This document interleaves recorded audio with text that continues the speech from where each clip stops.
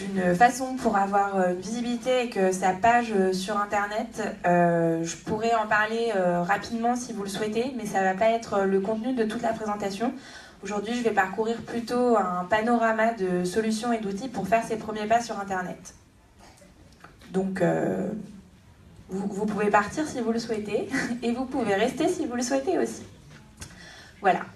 Je m'appelle Chloé Berrettoni, je travaille dans les équipes marketing de Google France, et plus précisément sur le programme Google pour les pros, qui est un programme qu'on a lancé il y a 5 ans en partenariat avec des chambres de commerce et d'industrie régionales en France pour accompagner les TPE, les PME, les commerçants, les entrepreneurs dans le développement de leur activité grâce au numérique. On a aujourd'hui accompagné près de 95 000 personnes en France et on est là notamment aujourd'hui et hier sur le Salon des entrepreneurs avec un stand de Google pour les pros que vous pourrez trouver directement à la sortie sur votre droite et où vous pourrez rencontrer toute notre équipe de coachs qui est là pour répondre à vos questions et pour vous proposer différentes ressources de formation en ligne pour vous former aux différents outils du digital. Alors, comme je vous le disais, du coup, je suis là aujourd'hui pour vous expliquer un peu comment faire vos premiers pas sur Internet, comment vous lancer en fait avec différents outils, différentes solutions, surtout quand on commence en fait.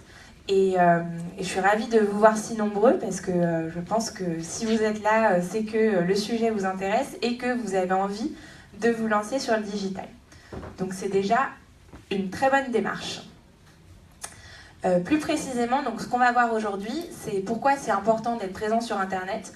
Donc je vais vous parler de quelques chiffres, de quelques tendances un peu clés qui devraient vous convaincre, si vous ne l'êtes pas déjà, que quand on lance son entreprise aujourd'hui, c'est crucial d'avoir une visibilité, d'avoir une présence sur le web, parce que c'est là en fait que les gens et vos clients potentiels vont venir vous chercher.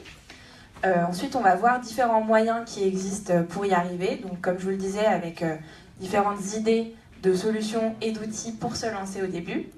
Et puis, ensuite, on verra comment est-ce que vous pouvez un peu vous indépendantiser et du coup, vous tenir toujours au courant des évolutions du digital pour aussi vous pivoter et vous adapter.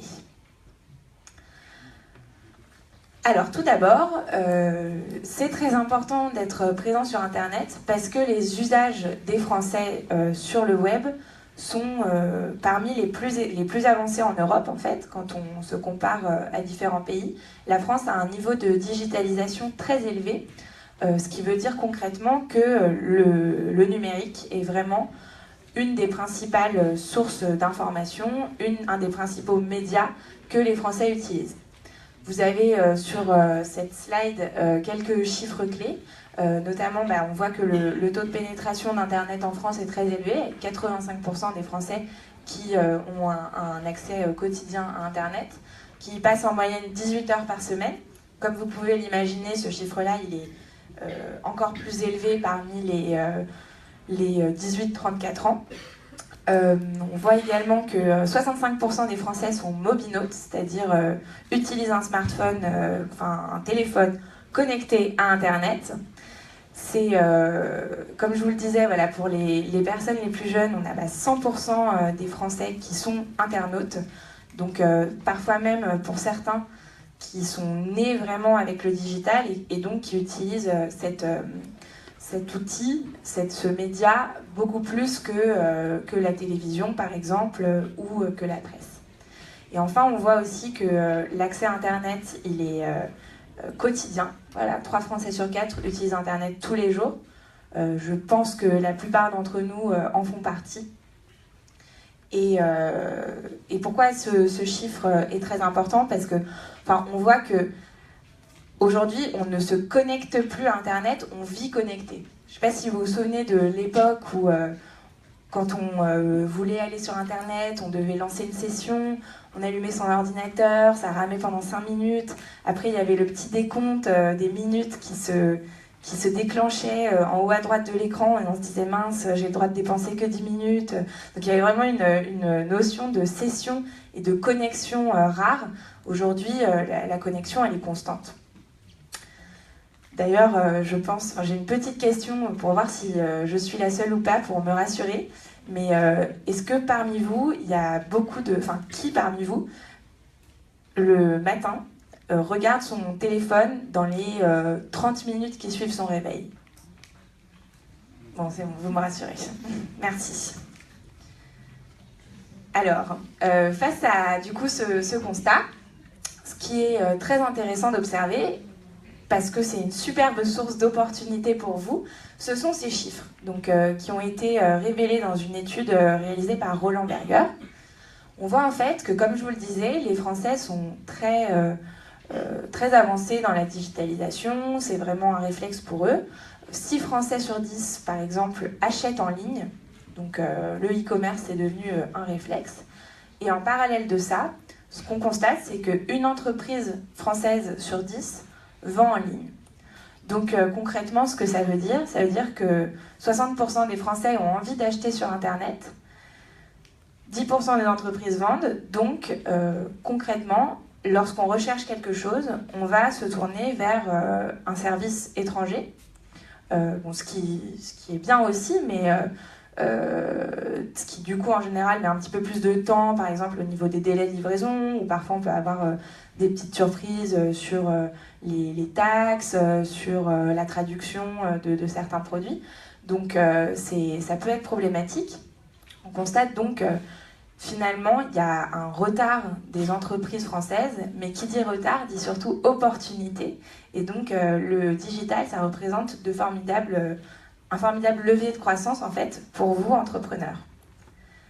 De la même manière, ce chiffre est parlant aussi. Voilà, 7 Français sur 10, 7 internautes vont faire une recherche liée à un contexte professionnel, donc c'est-à-dire pour acheter quelque chose, pour se renseigner sur une entreprise, pour trouver par exemple une adresse, un itinéraire, un numéro de téléphone d'un restaurant. Et face à ça, seulement 4 entreprises vont donner leurs informations. Donc une fois de plus, c'est problématique, mais c'est aussi source d'opportunités. Alors, Internet, c'est une révolution, mais qui a commencé quand même il y a quelques temps, donc c'est pas non plus la révolution de l'année. En revanche, ce qui est vraiment intéressant dans les chiffres qu'on voit sur cet écran, c'est qu'en 2013, le temps passé sur mobile a dépassé le temps passé sur ordinateur. Donc aujourd'hui, on utilise plus notre mobile pour aller sur Internet que notre ordinateur portable ou fixe. De la même manière, on voit que le temps passé augmente énormément et qu'en 2018, le temps passé sur Internet, sur téléphone, sera de 6 heures par jour par personne. L'autre constat également intéressant par rapport à Internet, c'est ce chiffre de 1,6 milliard, donc qui correspond aux dépenses publicitaires annuelles sur le digital.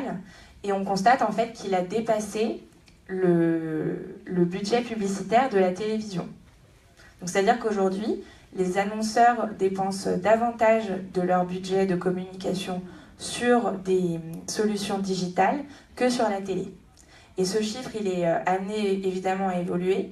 Quand on regarde par exemple le Royaume-Uni, aujourd'hui c'est 47% des dépenses publicitaires qui se font en ligne. Et en Chine, c'est même 50%. Et donc on sait que ça va être amené à aller aussi dans ce sens en France. Alors pourquoi est-ce que c'est crucial d'être présent sur Internet pour vous ? Pour plusieurs raisons.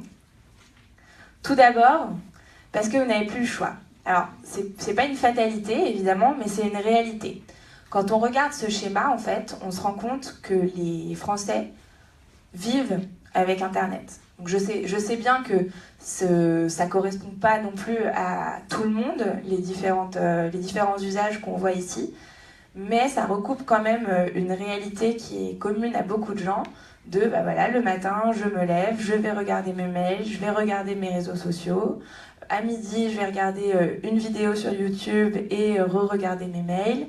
Je vais faire des recherches pendant la journée. En fin de journée, en sortant, j'ai pas le temps d'aller dans mon magasin de chaussures préféré, donc je vais faire un achat en ligne. le soir, je vais re-regarder mes réseaux sociaux, et puis je vais m'endormir en regardant une vidéo sur YouTube. Donc le consommateur, il est connecté en permanence, et en fait, parfois, il est connecté que sur Internet. Voilà pourquoi c'est très important.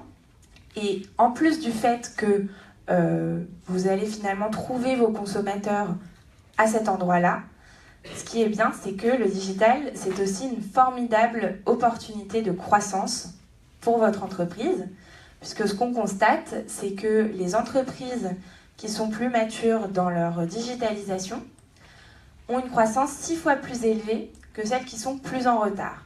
Et concrètement, ce que ça représente vraiment en termes chiffrés, c'est que d'ici 2020, si la France atteignait le même niveau de digitalisation des entreprises que le Royaume-Uni, ça représenterait un surplus de PIB de 100 milliards d'euros.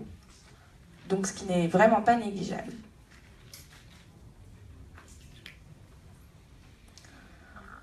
Donc d'une part, vos consommateurs potentiels sont sur Internet. D'autre part, c'est un formidable moteur de croissance.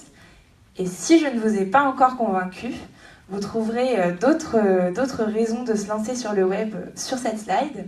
Donc concrètement, le marketing numérique, c'est une formidable opportunité parce que ça ne coûte pas très cher. Et ça vous permet de faire plein de choses et d'atteindre énormément de personnes, des volumes assez importants de gens, une cible large. Donc par exemple, et surtout vous avez plein de possibilités de changer, de pivoter, de mettre à jour votre stratégie, de tester ce qui marche pas, et de vous adapter en fonction sans avoir, entre guillemets, brûlé tout votre budget de communication. En effet, grâce au marketing digital, vous pouvez par exemple cibler des groupes spécifiques de personnes. Donc c'est-à-dire cibler une audience qui correspond à ce que vous offrez, qui va être intéressée par vos produits ou vos services. Évidemment, qui dit cibler dit réduire vos dépenses marketing, puisque du coup, vous n'allez pas toucher plein de monde, mais finalement, dont 90% ne seront peut-être pas intéressés. Et surtout, ça je vais revenir dessus, mais vous avez énormément d'outils qui sont très peu coûteux, voire gratuits. Ensuite, ça vous permet vraiment, comme je disais, de tester, d'être agile, de pouvoir en fait analyser ce que vous faites en temps réel, vous dire bon ça fonctionne, donc je vais investir davantage là-dessus, ça fonctionne moins, donc j'arrête. Et ces décisions-là, en fait, elles se prennent à portée de clic, littéralement. Du coup, voilà, vous avez la possibilité d'analyser vos résultats, d'analyser vos performances vous-même, d'engager aussi des relations avec vos clients à moindre coût. C'est par exemple la puissance des réseaux sociaux qui permet ça, qui permet de vous entretenir avec des gens finalement dans le monde entier gratuitement et de toucher donc beaucoup de gens au bon moment et qui sont connectés partout dans le monde. Donc nous, chez Google, on aime beaucoup parler des réussites françaises qui se sont accomplies grâce au digital. Donc j'ai quelques exemples ici d'entrepreneurs et d'entreprises qui sont vraiment des belles histoires, des belles réussites et qui ont utilisé le digital pour se développer, alors que comme vous allez le voir, à la base, pas mal d'entre elles étaient des entreprises dites traditionnelles. Donc là, par exemple, on a Big Fernand. Je ne sais pas si vous connaissez Big Fernand, si ça vous parle. Un peu. Oui. Alors, Big Fernand, c'est une marque de hamburgers, pour le dire comme ils le disent, de hamburgers, en l'occurrence, franchouillard. Et vous avez donc le fondateur, Steve, à gauche sur la photo, qui à la base a juste simplement créé un restaurant de hamburgers, qui sont très bons et que je vous recommande d'ailleurs, et qui, en l'espace de quelques années seulement, a développé une marque et des franchises, et en fait une chaîne de restaurants, puisqu'aujourd'hui il en a 20, dont un à Hong Kong et un à Londres. Et comment est-ce qu'il y est arrivé? Il y est arrivé en misant sur une communication 100% digitale, en plus de ces recettes très fameuses. En l'occurrence, la stratégie qu'ils ont mise en place avec Clément, l'autre personne que vous voyez sur la photo, ça a été d'utiliser l'outil qui s'appelle Google My Business et qui permet en fait d'avoir une visibilité gratuite sur la première page des résultats du moteur de recherche de Google. Donc je pense que vous voyez de quoi il s'agit. Quand vous tapez un nom de restaurant par exemple, vous voyez sur la droite de l'écran un encart qui est une sorte de vitrine digitale avec des photos, des horaires, une adresse, une carte, enfin un itinéraire pour se rendre dans le lieu en question, des avis des clients également. Et en fait, ce qu'ils ont décidé de faire, c'est d'utiliser cet outil, qui est un outil gratuit, de façon vraiment locale et adaptée, en se disant chaque restaurant a son identité propre, chaque restaurant Big Fernand est différent des autres, donc on va faire une page Google My Business différente des autres. Ils ont également beaucoup communiqué avec un ton un peu décalé sur les réseaux sociaux, et ils ont également fait de la publicité en ligne, de la publicité locale. Donc c'est-à-dire pour permettre finalement à des gens qui étaient dans leur zone de chalandise, qui étaient dans un rayon très proche d'un restaurant, donc en faisant de la publicité qu'on appelle géolocalisée, ils ont réussi en fait à attirer de nombreux clients en restaurant grâce à cet outil.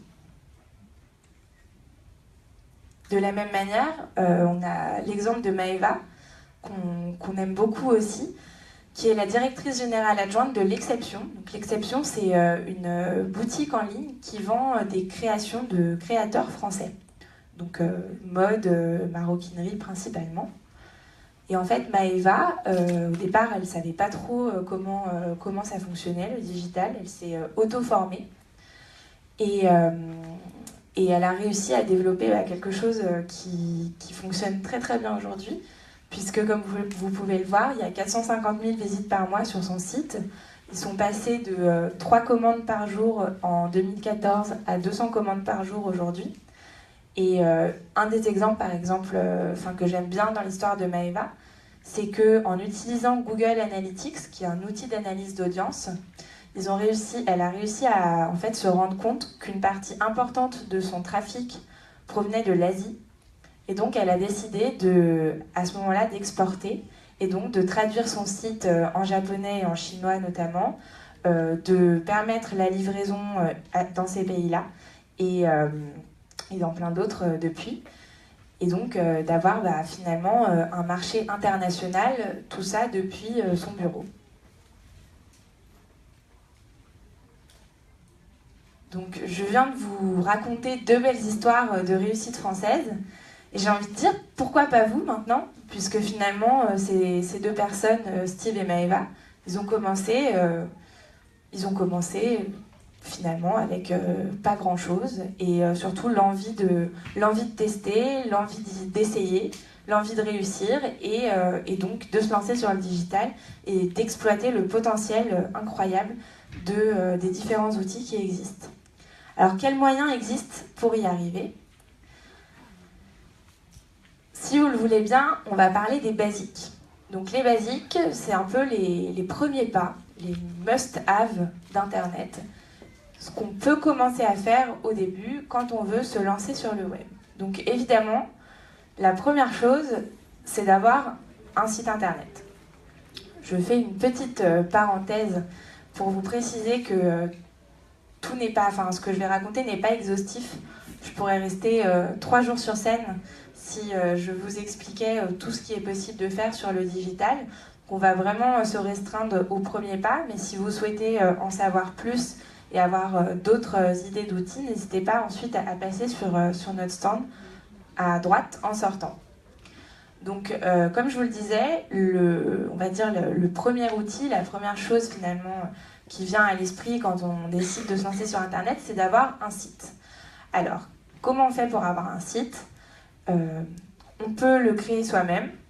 Il y a beaucoup d'outils aujourd'hui qui sont très simples d'utilisation et qui permettent de créer un site simple, mais qui donne toutes les informations que les gens peuvent rechercher sur votre entreprise sur Internet. Ou on peut le faire créer par une agence web, par exemple, à des tarifs tout à fait raisonnables. On achète son nom de domaine, et ce qui est important lorsqu'on crée un site, c'est de se mettre dans la peau d'un client. Donc de définir par exemple des groupes de clients un peu type, le profil de vos clients espérés ou actuels, et de vous dire comment est-ce qu'ils se comporteraient sur mon site, qu'est-ce qu'ils viennent chercher. Et ça, en fait, ça va vraiment vous permettre de vous poser les bonnes questions, à savoir quelle est la bonne architecture que je dois adapter pour mon site, est-ce que la navigation, elle se fait de façon naturelle, est-ce que je donne bien toutes les informations qu'une personne peut vouloir venir chercher, est-ce que mon site, il renvoie une image professionnelle, est-ce qu'il est optimisé pour les téléphones, smartphones en l'occurrence, puisque comme je vous le disais tout à l'heure, on fait plus aujourd'hui de requêtes sur son mobile que sur son ordinateur. Aujourd'hui, 60% des recherches sur Internet sont faites depuis un mobile en France. Donc concrètement, c'est très important d'avoir un site optimisé pour mobile. Ce qu'on appelle un site optimisé, c'est simplement un site sur lequel les informations apparaissent de façon visuelle et claire sur mobile, un site où on puisse facilement cliquer, un site où les phrases ne sont pas tronquées parce que l'écran est plus court qu'un écran d'ordinateur. Et donc ça, c'est assez facile à mettre en place. Si vous vous demandez si votre site est bien optimisé pour mobile, si vous avez déjà un site internet, vous pouvez utiliser un outil gratuit de Google qui s'appelle Test My Site, donc comme tester mon site, et en entrant très simplement votre URL, en fait l'URL de votre site, vous pouvez le faire avec n'importe quel autre site, vous verrez en fait si l'ergonomie de votre site est bien, si la vitesse sur mobile est bien, si la vitesse aussi sur ordinateur est bien ou non. Et en fait, vous aurez un score et la possibilité de télécharger un rapport qui vous décrit exactement ce qui fonctionne moins sur votre site et qui vous propose des solutions actionnables à mettre en place pour améliorer notamment la vitesse de chargement. Puisqu'aujourd'hui, énormément d'internautes, la majorité en fait, quitte un site au bout de 3 secondes s'il n'est pas optimisé pour mobile. Donc le site internet, c'était le premier point. Le deuxième, c'est les réseaux sociaux. Les réseaux sociaux, je pense que... Alors, je vais faire un test plutôt que de faire des hypothèses. Qui, dans cette salle, a, à titre personnel, une page sur un réseau social? Donc Facebook, Twitter, LinkedIn... Un profil. Un profil. Donc beaucoup de monde, tout à fait.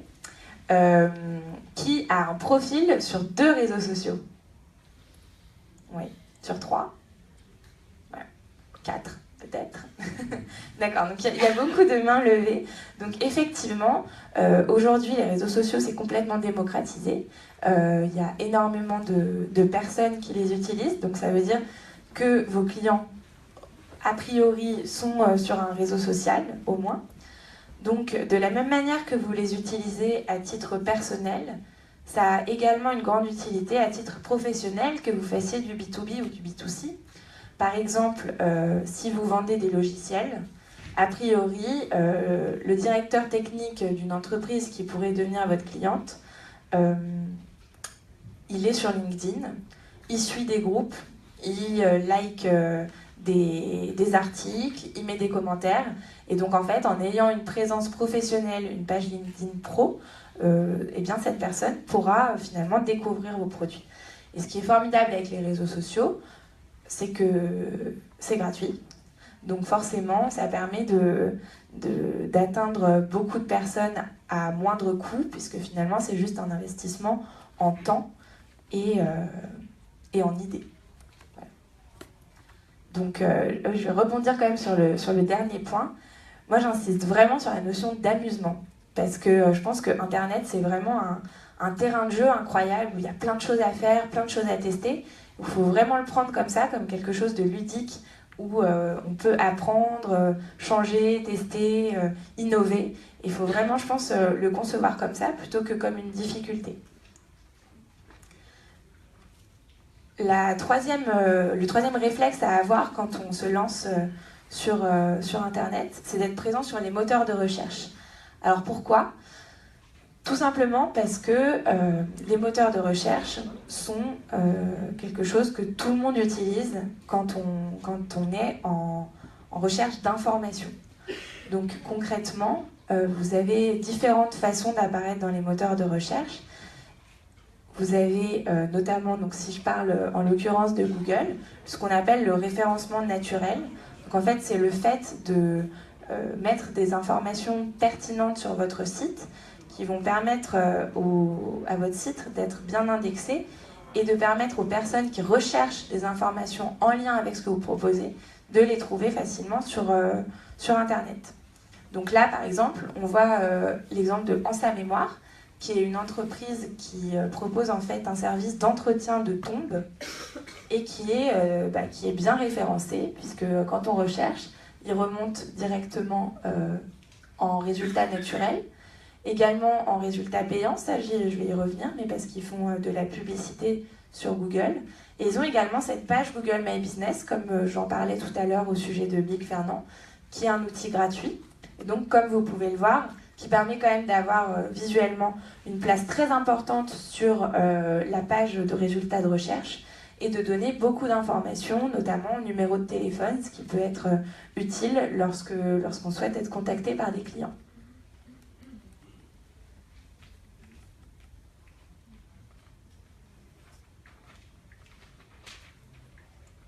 Alors, ce qui est notable aussi aujourd'hui, c'est que les gens ont de plus en plus envie de connaître l'histoire des entreprises. Ils ont envie d'en savoir plus sur la marque, sur la façon dont elle est née, sur qui sont les créateurs, sur l'ambiance de travail, sur les innovations, sur plein de choses.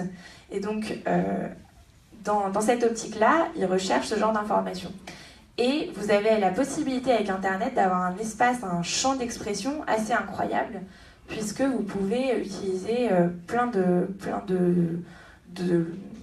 solutions différentes pour vous permettre de communiquer là-dessus. Donc vous avez par exemple la possibilité d'avoir un blog, de faire des vidéos, de faire des créations illustrées, de communiquer sur les réseaux sociaux une fois de plus, pour vraiment parler de votre métier, parler de votre passion, parler de comment vous avez eu l'idée de créer cette entreprise, qu'il y a énormément de choses à faire, surtout testez, soyez créatifs, amusez-vous. L'essentiel à retenir de ça, c'est que quelle que soit la forme que prend votre présence, peu importe, ce qui compte, c'est d'être présent. Donc c'est par exemple ce qu'a fait My Human Kit. Je ne sais pas si vous connaissez My Human Kit. C'est un entrepreneur en fait qui était en situation de handicap et qui a créé en fait un site sur lequel, qui a constaté que les prothèses coûtent aujourd'hui très cher et qui en fait a développé un site sur lequel il met en libre accès des ressources pour permettre aux gens de créer leurs propres prothèses. Et ils sont très forts en communication parce qu'ils arrivent en fait à vraiment faire connaître leur marque, leur entreprise et leur histoire en occupant différents espaces sur Internet. Donc par exemple, comme je vous le disais, on voit là-haut qu'ils sont sur Facebook, sur Twitter également. Ils ont leur propre site. Ils racontent leurs histoires aussi sur d'autres sites qui vont du coup les renvoyer, mettre des liens qui vont renvoyer vers leur site à eux. Et ils font aussi de la vidéo, comme on peut le voir ici. Ils ont une chaîne YouTube dans laquelle ils expliquent un petit peu toute leur démarche et toutes leurs innovations. Alors, qui dit toutes les solutions que je viens de vous présenter sont des solutions gratuites ou en tout cas peu coûteuses. Si vous avez la possibilité, évidemment, c'est mieux de compléter ça avec aussi des investissements publicitaires, donc en testant des outils payants. Donc par exemple, les liens sponsorisés. Les liens sponsorisés, en fait, ce sont des annonces sur les moteurs de recherche. Donc par exemple sur Google, ça s'appelle Google AdWords, l'outil qui permet de faire ça. Et en fait, ça vous permet de miser aux enchères sur certains mots-clés qui sont pertinents pour vous et de remonter en premier dans les résultats de recherche. Donc concrètement, d'avoir une visibilité maximale d'une part, mais également d'être sûr que les personnes finalement qui vont cliquer sur votre annonce, sur votre annonce, ce sont des personnes susceptibles d'être intéressées par ce que vous proposez, puisqu'a priori elles ont fait cette recherche. Donc c'est qu'elles sont déjà dans une optique d'intention d'achat a priori. Et ce qui est formidable avec cet outil, c'est qu'il est très rentable, très héroïste, comme on dit, donc le retour sur investissement est très profitable, puisque, par exemple, j'ai assisté hier à une plénière sur le salon, sur laquelle le fondateur d'EcoWash racontait qu'il utilisait Google AdWords. Donc EcoWash, c'est un service de nettoyage de voitures sans eau. Et il racontait qu'il avait pu en fait recruter énormément de franchisés grâce à AdWords, alors qu'au départ, il a essayé de faire de la publicité avec des brochures, de l'affichage, qui ne lui rapportait pas forcément grand-chose par rapport à l'investissement. Et aujourd'hui, il reçoit en moyenne 4 demandes de franchise par jour avec AdWords. Ce qui est intéressant aussi dans cet outil, c'est que vous ne payez pas pour l'affichage, vous payez au moment où la personne va cliquer. Donc concrètement, vous avez la possibilité de mettre beaucoup d'informations pertinentes dans votre annonce. Donc comme on peut le voir ici avec l'exemple de Santé Discount, eh bien le site internet, une phrase, une accroche qui va décrire ce que vous proposez. Il y a énormément d'extensions possibles, donc ça dépend vraiment de la pertinence de ce que vous voulez dire, mais ça peut être une extension de lieu, une extension avec un numéro de téléphone. Ici, comme on le voit, une extension par exemple avec les promotions du mois. Donc tout ça va s'afficher sans que vous payiez, et si la personne est intéressée et clique sur ce lien, c'est là que finalement ça devient payant. Donc ce qui est intéressant là-dedans, c'est que 1, vous pouvez facilement suivre vos investissements, et 2, vous payez pour quelqu'un qui est engagé dans une démarche de recherche qui concerne ce que vous avez à offrir. L'autre outil payant qui peut être très pertinent, une fois de plus, ça dépend vraiment de ce que vous recherchez, de quel est votre objectif. Il y a presque autant de solutions que d'objectifs finalement, mais c'est ce qu'on appelle le display. Concrètement, ce sont des publicités visuelles, donc des images, des illustrations. Il y a différentes sortes qui existent, ça peut être des bannières, ça peut être des encarts, des habillages de pages. Je pense que vous voyez tous ce que c'est. A priori, si vous êtes déjà allé sur Internet, vous avez déjà vu de la publicité display. Donc ça, c'est particulièrement utile quand on est dans un objectif de notoriété, donc de faire connaître sa marque, de faire connaître son produit. Et ça peut prendre plein de formes différentes. Et ça permet de diffuser facilement ces messages, de varier aussi les emplacements, les formats. Souvent, en fait, il y a des outils aujourd'hui qui permettent à vos publicités visuelles d'être diffusées dans des environnements en lien avec ce que vous proposez. Et en lien surtout avec ce que l'internaute a recherché au moment où il a cliqué et où la publicité est apparue. Ce qui se développe aussi de plus en plus aujourd'hui, ce sont les annonces vidéo. Donc c'est-à-dire des petits films, des films même un peu plus longs. Pour vous indiquer un peu le volume que ça représente, aujourd'hui YouTube, c'est le 2e moteur de recherche au monde. Ce que ça veut dire concrètement, c'est que lorsque les gens recherchent quelque chose, le premier moteur de recherche sur lequel ils vont aller, c'est Google, et le 2e, c'est YouTube. Donc la vidéo aujourd'hui, c'est plus uniquement une distraction, entre guillemets, on ne cherche pas uniquement des vidéos de chats, mais on cherche des vidéos pour tout, pour s'instruire, pour trouver des informations, pour se divertir évidemment, mais aussi pour s'informer, pour plein de choses. Et donc du coup, utiliser ce format, c'est très intéressant. Pourquoi ? Parce que ça permet d'être très créatif, de faire ce que vous voulez, à des coûts finalement qui peuvent être tout à fait raisonnables, puisqu'aujourd'hui, il n'y a pas besoin d'avoir des moyens hollywoodiens pour faire une vidéo. Il peut même suffire d'avoir un téléphone pour faire une vidéo de bonne qualité. Et ça vous permet de raconter tout ce que vous voulez, d'utiliser le temps que vous souhaitez et de générer beaucoup d'engagement de la part de votre audience. Donc, une fois de plus, quelqu'un qui va regarder votre vidéo jusqu'au bout ou une bonne partie, c'est quelqu'un qui est intéressé par ce que vous avez à dire. Donc après, ça vous permet de savoir finalement, je vais y revenir, mais grâce aux différentes données que vous pourrez récolter, ça vous permet de savoir les gens qui sont plus ou moins intéressés par ce que vous avez à raconter. On a par exemple sur cette slide l'exemple de Mano Mano. Est-ce que vous connaissez Mano Mano? Oui. Donc voilà, entreprise de bricolage qui utilise énormément la vidéo, qui a une chaîne YouTube, donc sa propre chaîne professionnelle, c'est-à-dire donc une chaîne gratuite, puisqu'on ne paye pas pour créer une chaîne YouTube, mais qui fait également de la publicité vidéo sur YouTube. Donc les fameuses publicités que vous voyez lorsque vous lancez une vidéo au début.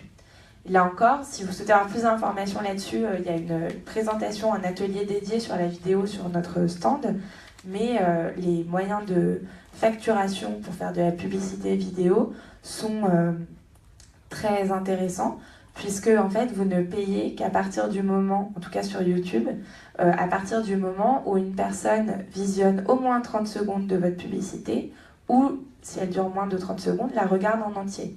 Donc en fait, ça vous permet finalement d'avoir une impression, de diffuser un message gratuitement et de commencer à payer quand la personne a vraiment été engagée par rapport à ce que vous proposez.